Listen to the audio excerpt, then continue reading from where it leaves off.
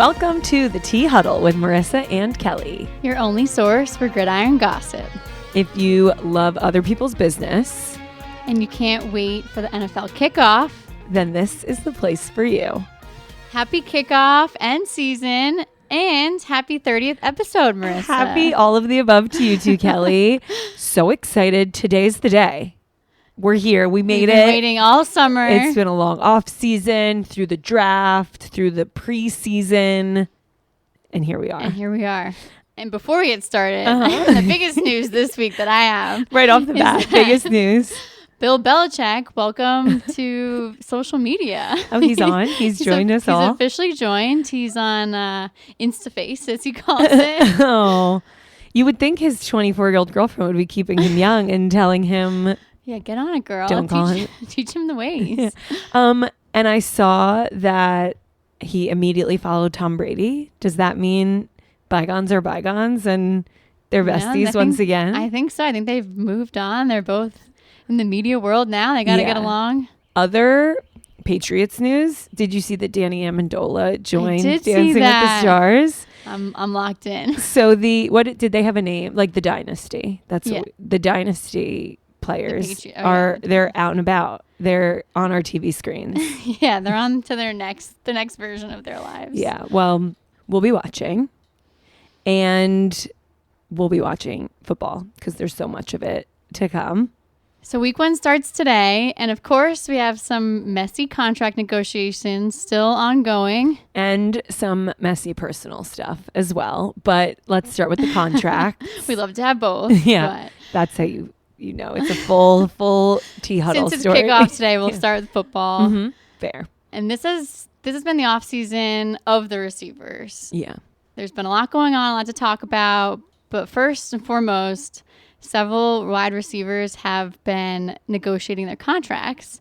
It all started because Justin Jefferson signed a huge deal this offseason, biggest ever. Biggest ever. He has $140 million contract over 4 years. So everybody wants a little piece of that. Now all the other star wide receivers. First, there was CeeDee Lamb, who officially signed his contract with Dallas for $136 million. So right behind Justin. And so far, both of them have gone back to where they came from. They were like pretending they were going to go elsewhere, but they ended up. Yeah, they're playing hard to get. Mm-hmm. And the one who played the hardest to get is Brandon Ayuk, who is on the 49ers. Mm-hmm. He has been negotiating his contract all offseason. It started back in April. I think we talked about it in one of the off-season episodes where he unfollowed the 49ers on social media. I love when their followers tell us the story. Yeah. That's my favorite. We know there's something up. Mm-hmm. And then the Niners went and drafted a wide receiver in the first round. So there was maybe there is something going on here. You want to send us a message? We'll send you a message right back. There's no room for you anymore. Mm-hmm.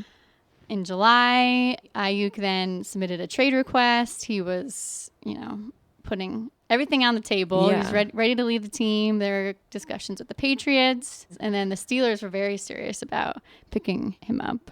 But I saw online that there were let's go. So after Joe Biden removed himself from the race, that there were let's go Brandon billboards in Pittsburgh. And people were like, is this an anti-Biden thing? Is this a welcome to the Steelers Brandon Ayuk thing? They were hopeful. Yeah, we still don't know.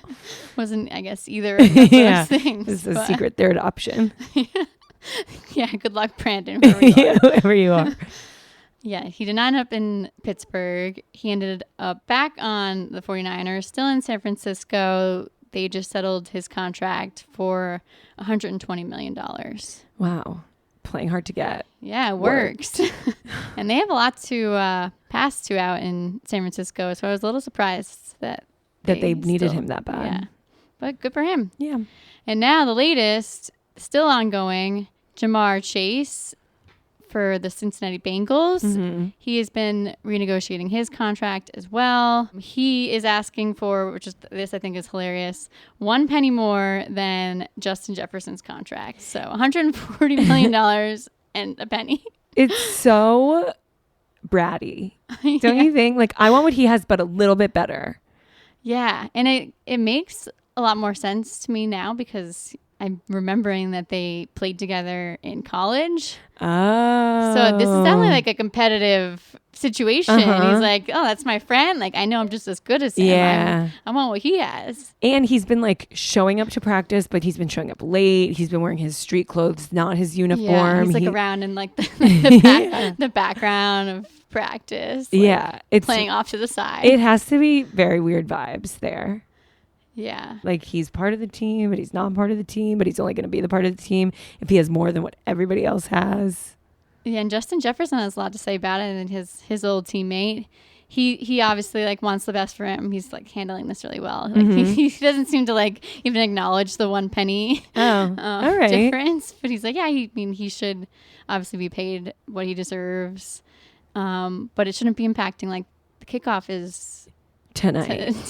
Yeah, when is the Bengals' first game? I should know. They are playing on Sunday against the Patriots. Oh. So maybe they don't need him. Yeah. I personally... They're like, we have an extra week to figure this out until we have actual competition.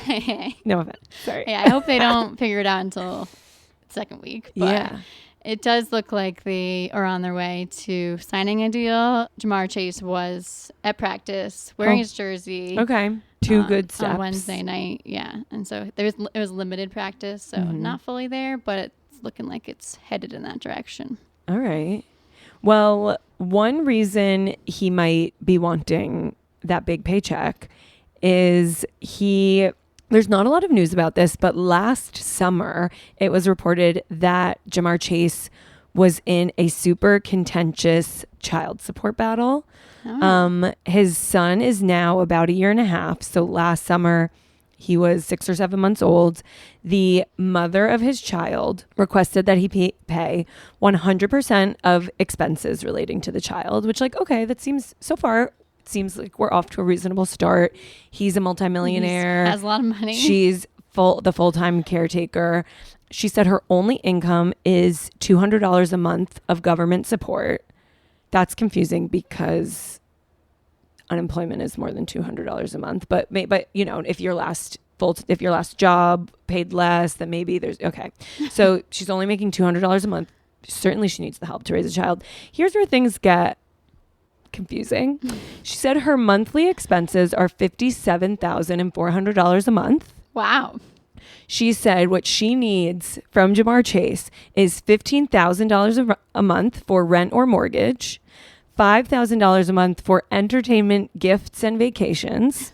I love that. She needs Jamar Chase to provide an automobile to transport the child, purchasing and or leasing and paying 100% of full insurance coverage and registration for an SUV automobile, either a Range Rover, Mercedes G-Wagon, or Tesla. Okay. I'm sorry. This is where you lost me. I mean, you lost me at $57,400 a month in expenses. That's what some people's annual expenses are, not a month. But like, yeah, that's you insane. need to transport your child in a G-Wagon. So he said I like the vacation one though. Like, yeah, everyone needs a vacation every month.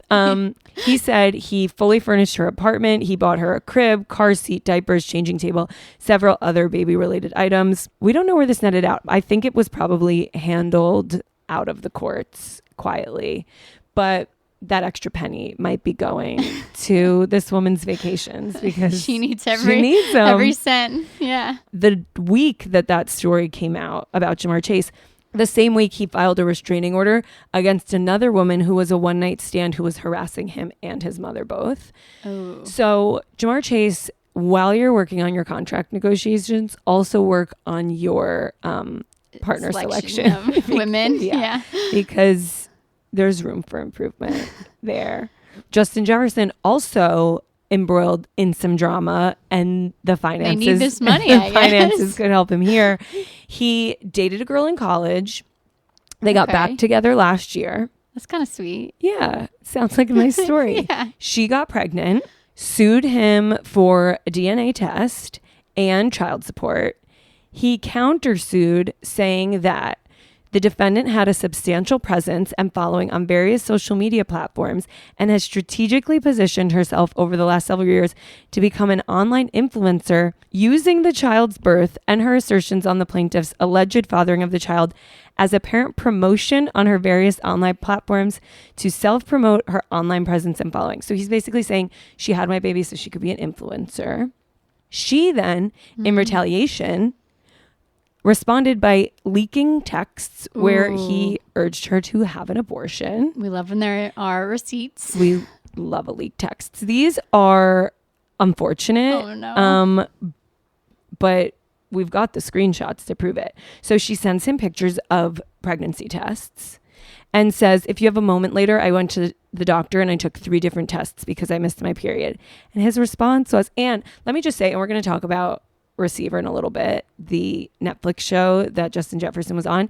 He's so likable on this show. I know. I don't want to hear these texts. So just kidding. He responded to this and said, that's why I told you to take the plan B with the palm face emoji.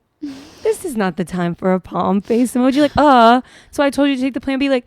I feel like this is more drastic than the palm face emoji.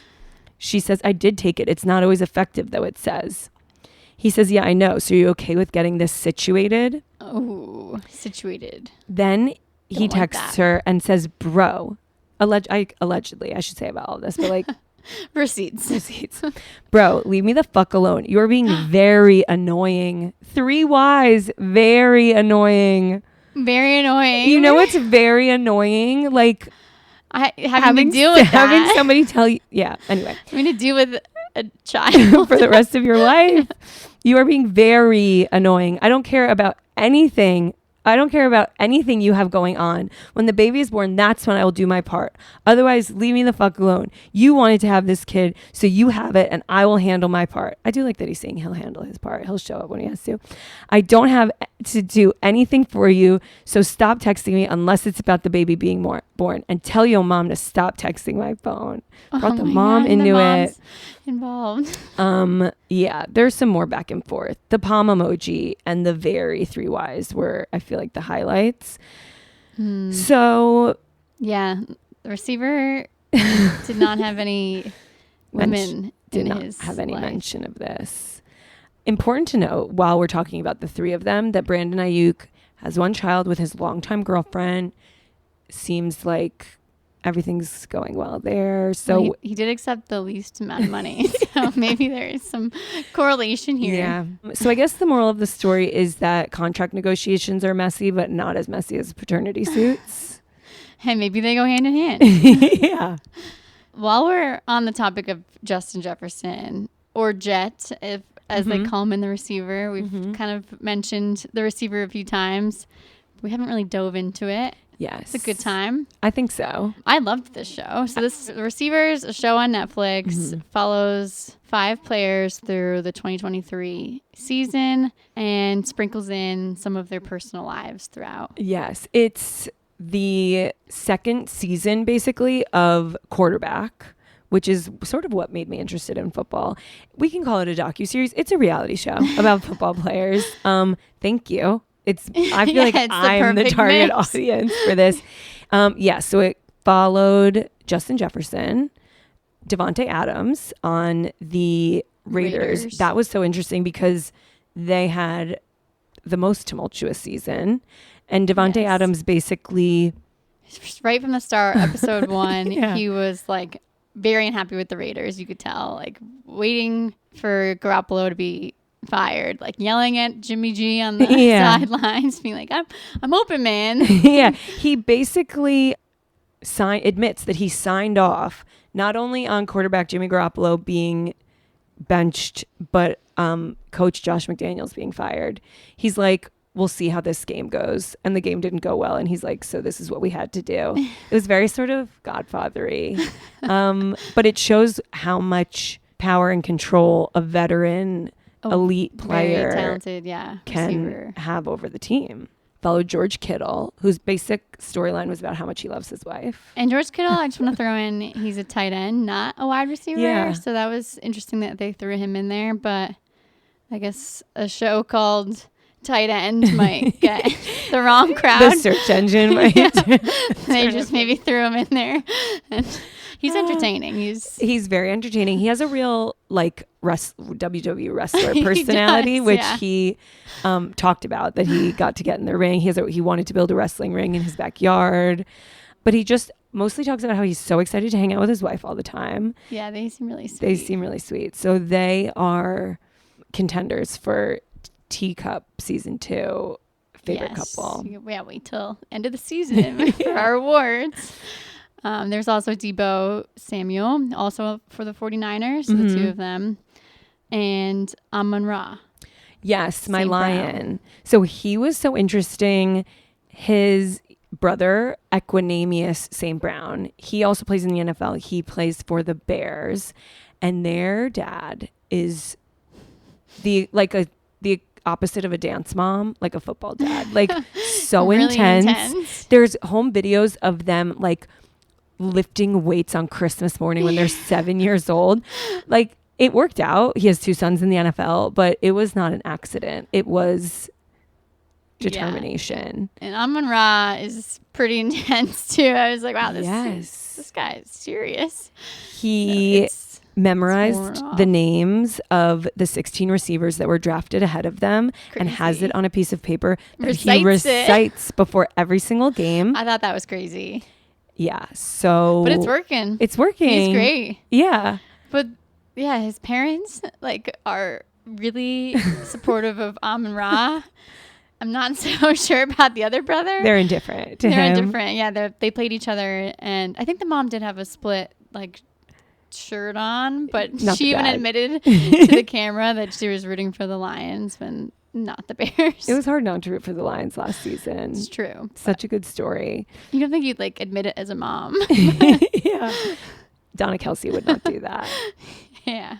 One of the other things about receiver that I thought was interesting is it really pulls back the curtain on all the injuries, the sicknesses. There's one scene of Justin Jefferson coughing up blood on the sidelines. Yeah, that was scary. Amon-Ra played with hand, foot, and mouth disease. I don't even know how you get that anymore. I'm pretty sure it's contagious, and you're playing a contact sport. It's really just like... Isn't that what little children get? Yeah, like from swimming in public pools. Yeah. Or I don't really know. I guess when you're in a weight room, I don't know. Yeah, but he had blisters on his feet, and he's running. It's just like really painful. It's intense. I mean, I guess that's why they make hundreds of millions of dollars. But all these players just like really love the game. Yeah, and you could tell through every injury, just wanted to get back out there. And yes. Yeah, it was really, really admirable. And I love, my favorite part was how they all like respected each other. Justin Jefferson and Devonta Adams, before they played each other, they were like watching the film, fangirling. They're like, wow, he's the best receiver I've ever seen. Like, I can't wait to play him. Like, even on the bench, they're like, wow, look at him go. I was like, wow, that's so sweet. They're so respectful. It is. It was cute. We were spoiled with football content during the off season. We had receiver. We had 2 seasons of Hard Knocks. And we had is it my favorite or receiver my favorite? Hard to say. But America's Sweethearts, the Dallas Cowboys cheerleader show, also on Netflix. Yeah. It's football adjacent. Football adjacent. Yeah. Basically, the cheerleaders do not get the same respect, money. Yeah, they work hard too. That the players do. Yeah, the owners of the Cowboys, when confronted about how little the professional cheerleaders make, they all need second jobs. They all they do it for fun, have roommates. They said, oh, this job isn't about like pay. This job is about, it's a position of like prestige and respect. They do it for the title, not for the money. Okay, but money probably would be good too. Yeah, I mean, they work their asses off every single game. Like, and they get injured too. Yeah. They're all like hobbling on crutches after they retire. Hard Knocks, I found a little less interesting, probably because it doesn't focus on their personal lives as much, and that's what I'm here for. I liked Hard Knocks. Okay. I like seeing how like all the players interact with each other on the field, and the coaches, and the general manager in particular, Ryan Poles. I like seeing that interaction. I mean, obviously it's really sad when players get cut, but you get to like follow these players like through all of training camp. And then at the end, it's like, obviously you have to figure out who you're going to keep. Yes. And like, that was some very intimate moments of. Yes, you're in the room when they get cut. And he cried, and he the GM you're talking cried. about. Yeah, because they respect all the players on their team, but you can't keep everyone. And yeah. I wish you could. I wish we could all be football players. I know. I want to be out there. But I feel like having those moments are special, and just seeing like Caleb Williams really yes, like lead the team as a new rookie. Yeah, I love the peek behind the curtain. Also, apparently on the Bears Hard Knocks, there was no cursing at all because it is a family organization and they would only agree to do the show if there was no cursing that made it on. Isn't that interesting? So do they cut it, or the players just aren't allowed to curse? I think the players were not allowed to curse. Oh. I don't know. The Bears are looking like a strong team from Hard Knocks. There is a little bit of a Hard Knocks curse, which you saw last year with the Jets and Aaron Rodgers, but I really hope that's not the case for the Bears this year. I think they're all ready. Like, they left that up the final episode. Yeah. Like, I'm pumped for them. Me too. Pause up. That's what Caleb Williams does. Yeah.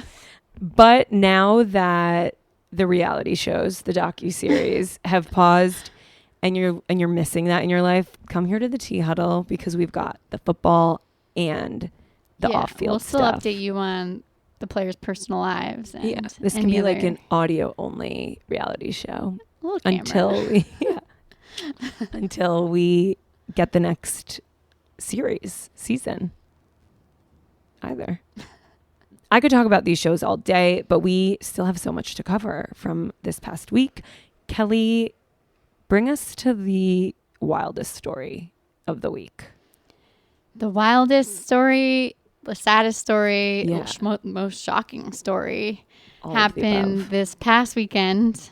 Ricky Pearsall was shot in the chest during an attempted robbery in San Francisco this past weekend. The shooting happened in the middle of the day around 3 p.m. That's sort of the most shocking part is when you see the video. Sorry to jump ahead, but like, it's the middle of the day. Middle of the day in like a very nice neighborhood downtown San Francisco. Mm-hmm. Yeah, it's very scary. He was out signing autographs at an event earlier in the day before heading downtown to do some shopping before the season begins. Have a nice little weekend for yourself. Yeah. So after leaving a luxury store, Ricky was confronted by a 17-year-old with a gun who tried to rob him and steal his Rolex in particular. Yikes. A struggle ensued, and the 17-year-old ended up shooting Ricky right in the chest. There was video of him like walking to an ambulance, and walking to the ambulance is, I take it back when I said that the middle of the day was the craziest part of the story. The craziest part of the story is that he got shot in the chest and walked to the ambulance.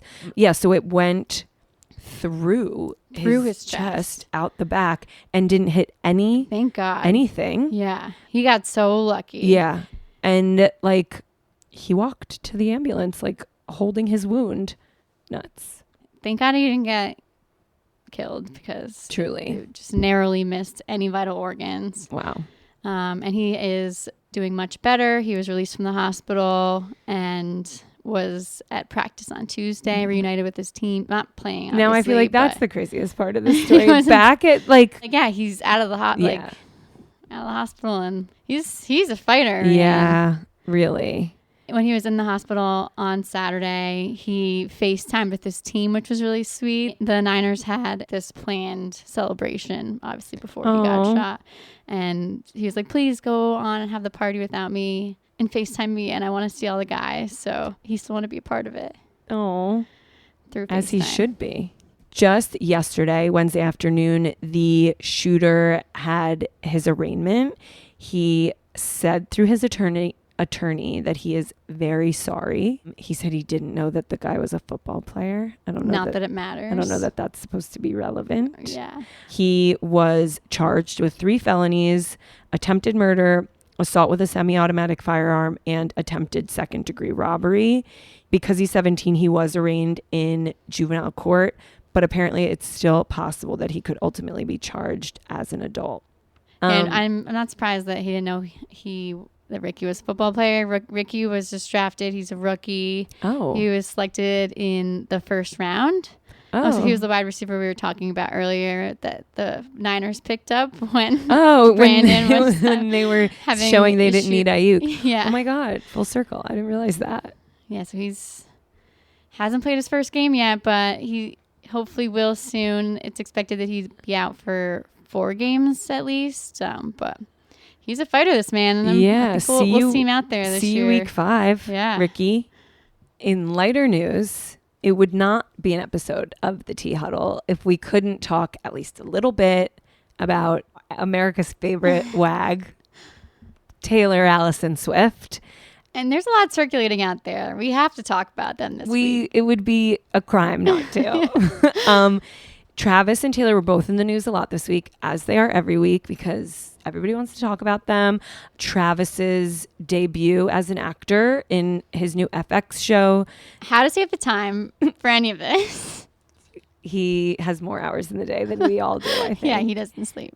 The trailer for that came out. We now know, I think it was in the last week, that Travis and Jason Kelsey signed a $100 million deal for their podcast. They had Adam Sandler on the first episode. He was gushing about Taylor Swift. Jason's been gushing about Taylor Swift.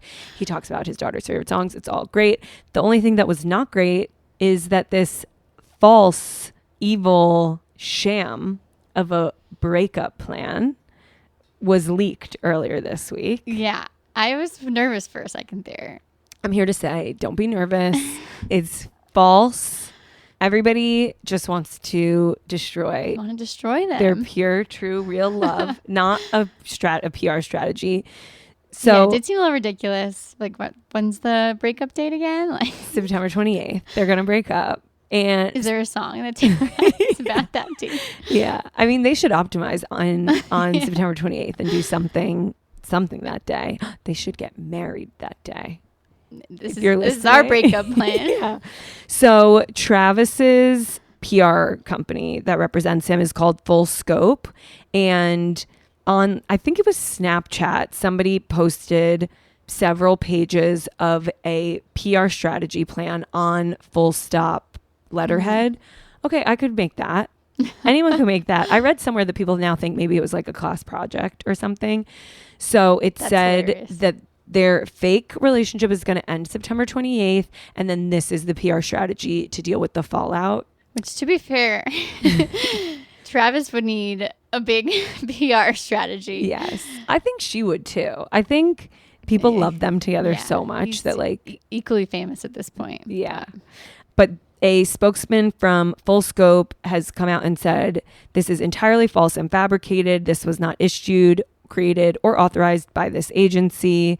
We have engaged our legal team to initiate proceedings against the individuals and entities responsible for the unlawful and injurious forgery of documents. Watch out, 18-year-old in school. Yeah, these kids are like, it was a project, and they have the most powerful lawyers in America coming after them. They're no match for Tree Payne, as we've said. That's Taylor's publicist, and you got to learn that lesson at some point. Mm-hmm. No forgery. Nope. So we're here to say, everybody relax. That's fake. Their relationship is real. Fake and real, you know? Yeah. I know we just talked about Taylor, but that's what we call football adjacent. We have a new segment for you today where Marissa gets 60 seconds on the clock to talk about something that has nothing to do with football. It's called Marissa's Minute. Marissa's Minute. Oh my God, my own jingle. Dreams do come true. That one's catchy. Yeah. Are you ready, Marissa? Okay, I'm gotta get my head in the game. Okay, I'm ready. All right, on your mark, get set, go. Okay, I'm using the first ever Marissa's Minute to talk about the song Please, Please, Please by Sabrina Carpenter. We all know it. We all love it. Arguably song of the summer. It doesn't make any sense. And nobody's talking about that. And I'm here to talk about it. So the whole premise of the song is, I know I have good judgment. I know I have good taste. I promise them that you're different, blah, blah, blah, blah. Please, please, please don't prove I'm right. That doesn't make any sense. It should be, please, please, please don't prove me wrong. She's saying like, all my friends think you're a bad guy, but I'm telling them that you're not. You're a great guy. Please, please, please don't prove me right. What? That doesn't make any sense, right? Why isn't Is she trying to go for a rhyme? Is there a rhyme in? Yeah, I just did my makeup real nice. But like, then think of a different word, because your story doesn't make any sense. And it's a great song. It's an earworm. It's been stuck in my head all summer. But you know what else is stuck in my head? That it doesn't make any sense. And time. Whew, that felt amazing. Oh my God, I feel alive. Thanks for humoring me, everybody, especially Kelly. I know that had nothing to do with football. Maybe Sabrina. I was hoping maybe Sabrina would start dating a football player. All right, your time is up. I'm glad you got that off your chest. Oh, that feels great. Okay. Anyone out there agree? Please DM Marissa, and she will keep going. Sure will. But for now, let's get back to the more football adjacent world. I'm ready for it. Let's get football heavy. I feel like I'm ready for it. Tomorrow we have a rare Friday game, but it doesn't come without some controversy. Oh, then I already love it. The Eagles will be playing the Packers in Sao Paulo, Brazil. Yes, I have read about this. So a lot of new controversy. New things. Yeah, controversy. You know, and this game was first announced. People were really upset, saying that it's really dangerous in Sao Paulo. There's wildfires, there's gangs, and the specific concern was over the color green, and how the fans and players cannot wear the color green because it's associated with gang violence. A little ironic that it's the Eagles and the Packers. Both. Like if it's a Bears-Lions game, nobody's worried about the color green. This won't even come up. Or maybe they would say it's orange. Yeah, right, exactly. But this was a rumor actually started by Josh Jacobs, who said that he heard that you can't wear green because it is associated with the gangs, and so he doesn't want to go to Sao Paulo. He has since apologized for being wrong about that. Whoopsie. Turns out the only issue with green is that the rival soccer team wears green. So they don't like to wear it. Love it. It's the enemy team, but it's not that big of a deal. Oh. So you're safe to wear your green jersey. So either Eagle or Packer attire.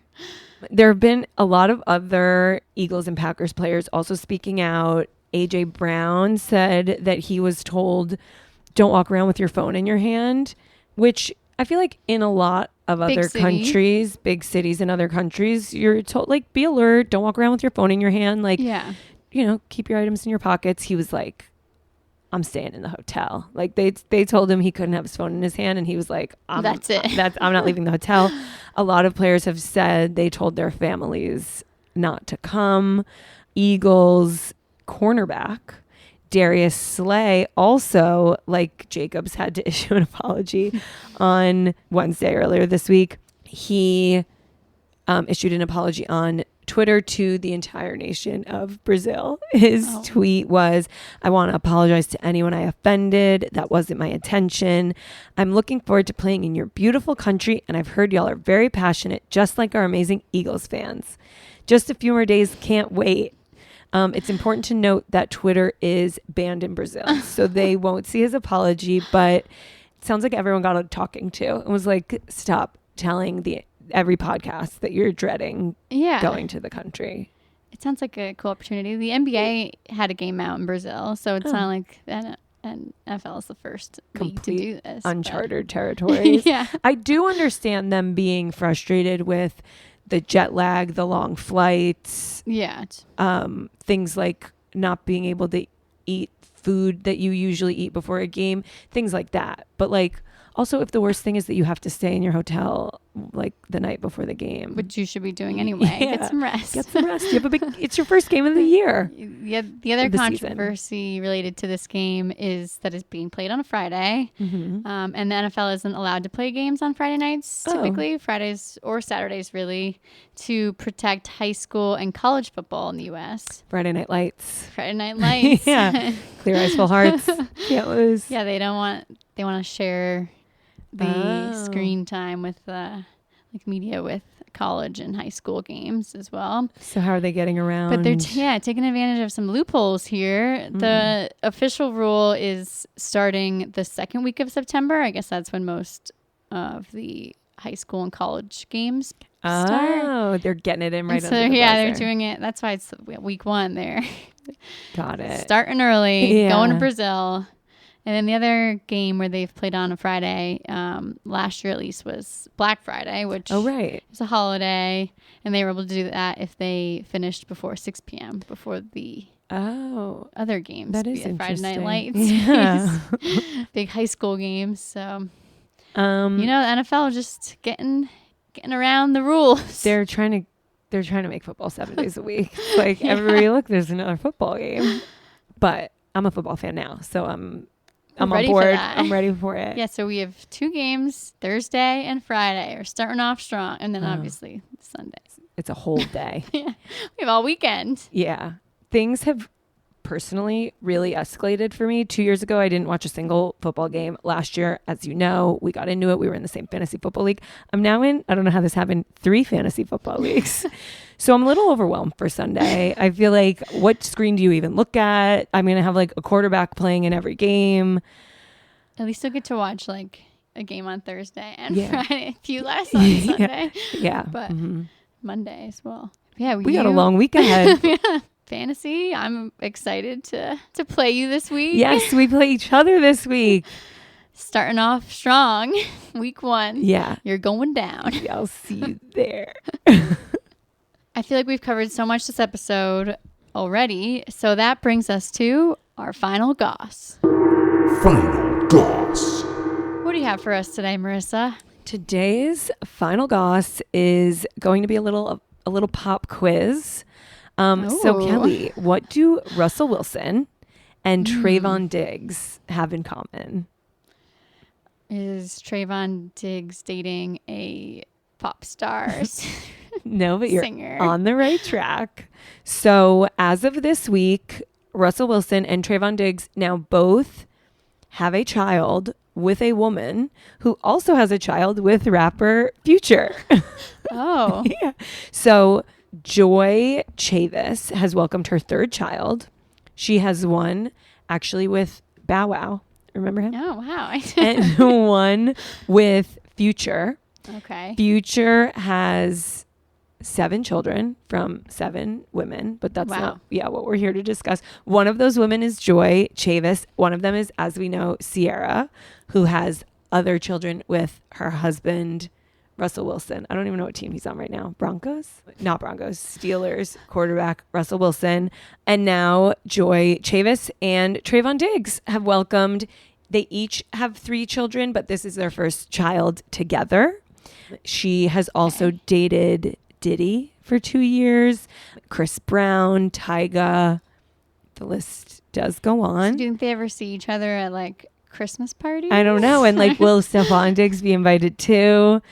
It will be some sort of like an NFL mashup. Yeah. Like, they're not step siblings, but they share a half sibling.